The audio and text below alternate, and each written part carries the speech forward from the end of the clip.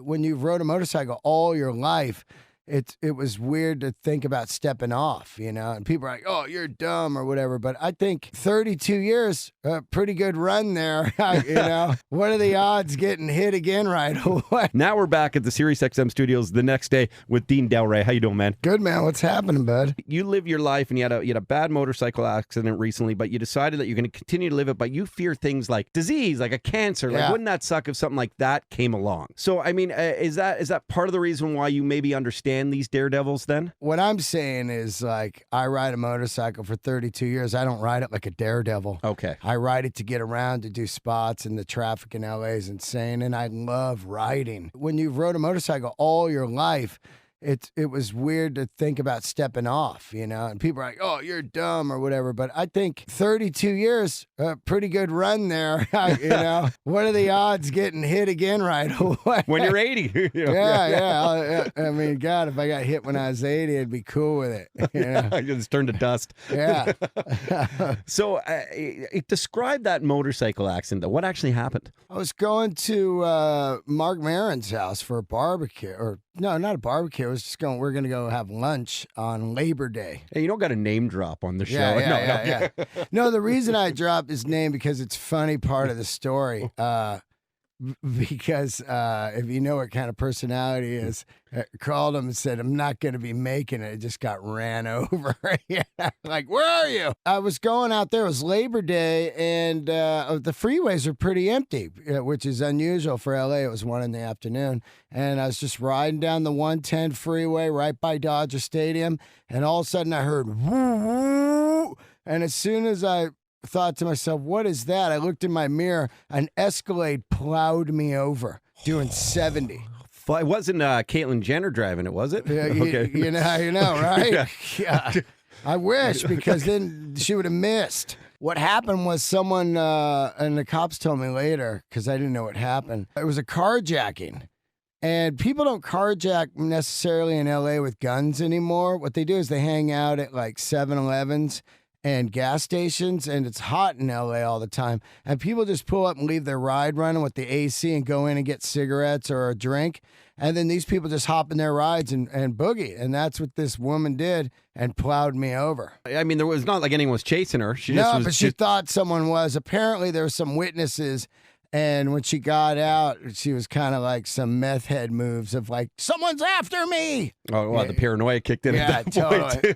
And then you were just a little ant on the freeway. So that's a fucking high speed. 70. 70. So, okay, now the actual accident of what? So you get hit, you get ran over. What like, I mean, you fly off the bike. What the fuck happens? Yeah, she hit me like, she came across 4 lanes and she hit me like if it was about a foot further up, she would have ripped my leg off, but she hit the back wheel and I flew off the bike, and it was sliding down the side next to me, and all I could hear was just and the motor was on full throttle because I guess the throttle had wide opened, and then I was laying there, and here's the weirdest part. I was laying there and I could hear just because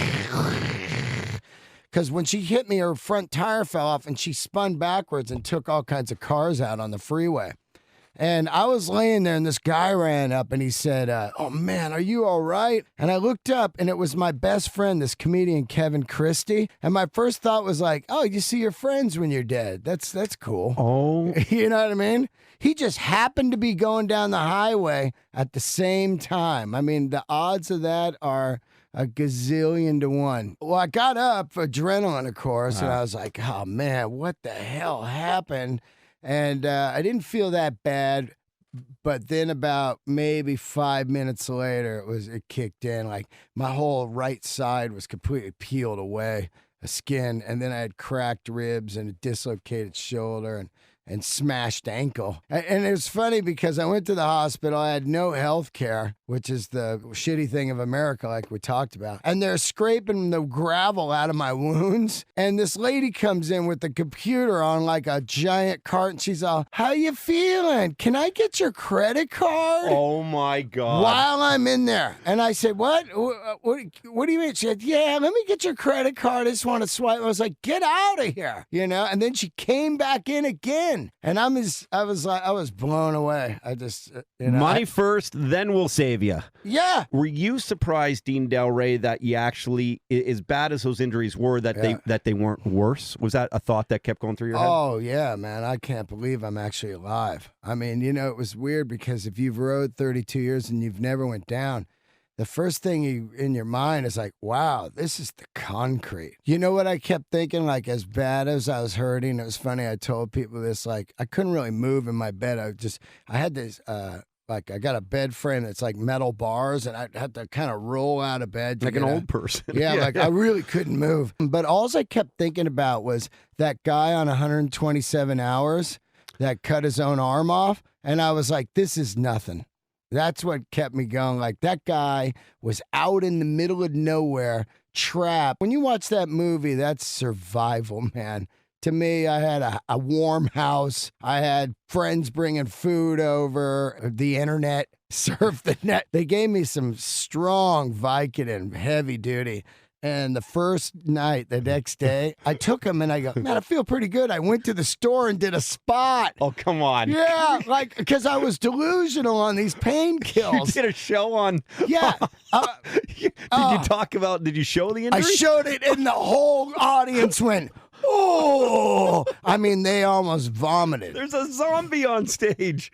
Oh, yeah. And I remember some friends telling me later, they're like, yeah, man, we watched your set and we were like, whoa, he shouldn't be up there. I was supposed to do 3 in one night, and I did the first room, and I was like, oh, man. And then I went to do the second room. I was like, oh, all right. And by the time I was going to do the third room, there's 3 rooms at the Comedy Store, I was like, nah.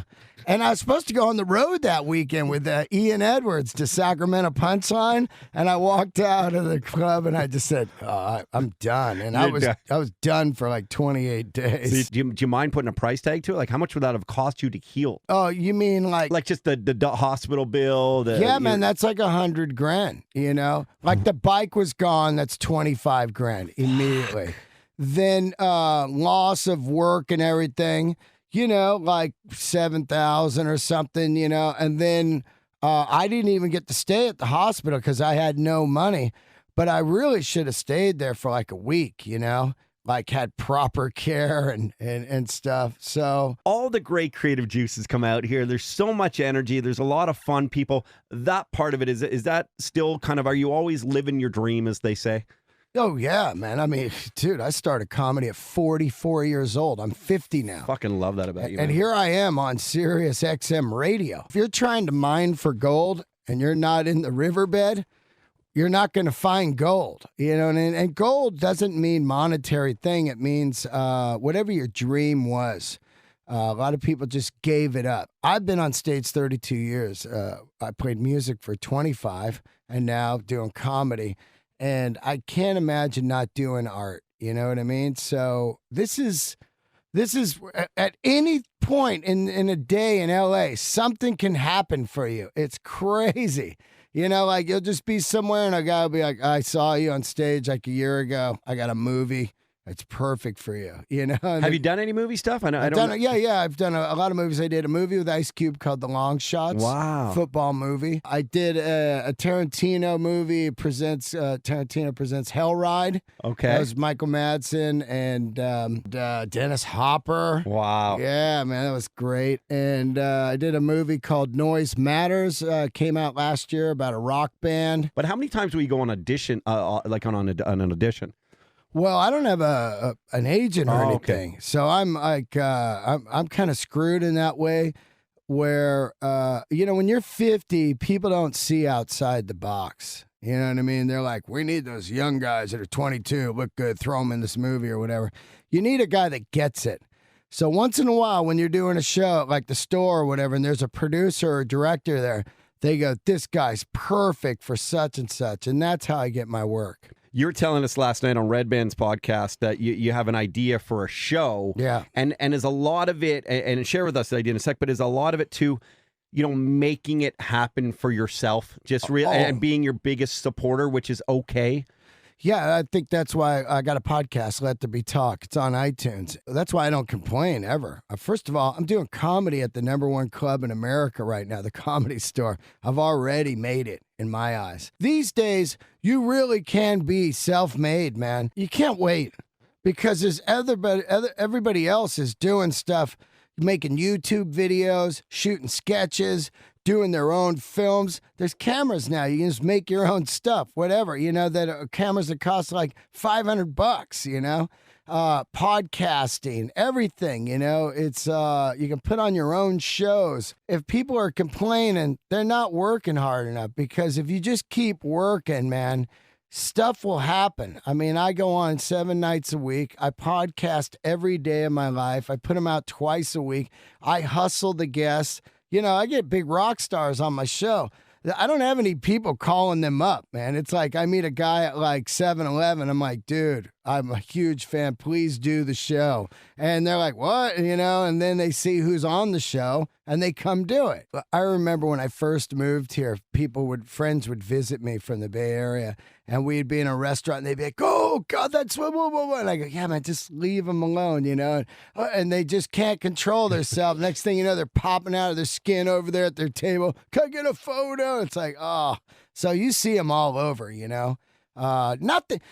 funny. You see all the stars, but you never see the really, really big ones. Like the Clooney or the Damon, like those. De Niro. Yeah, Sean Penn. What about some of these beautiful ladies out here in Los Angeles? Holy fuck, Dean, they're everywhere. Do you see a lot of these famous, beautiful ladies coming to the Comedy Store? A lot of ladies like comedy, which is cool. They like to go out and laugh. And they don't come see me. They're like, that guy's ugly. Oh, come on. I'm telling you, dude. I get zero ladies.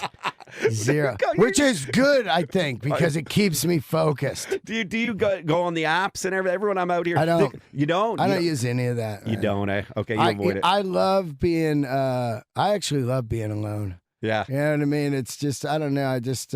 You got to have money to date. You can't just go, hey, come over, unless it's some Tinder drunk hookup. But I don't mess with that because I don't even have Facebook, So that's wild to me. Well, that's just, there's a fan page, but Facebook to me, I never got it. It just looked dumb to me. Like I liked MySpace. You could make the website all nice and everything. You could put music on it and make it like an actual website. And Facebook was just like, this is terrible looking. And maybe there's a bit of a personal question. Is it expensive to live in LA? Can you do it on a decent budget though? It's brutal. Yeah. You saw me do comedy, right? A couple nights ago.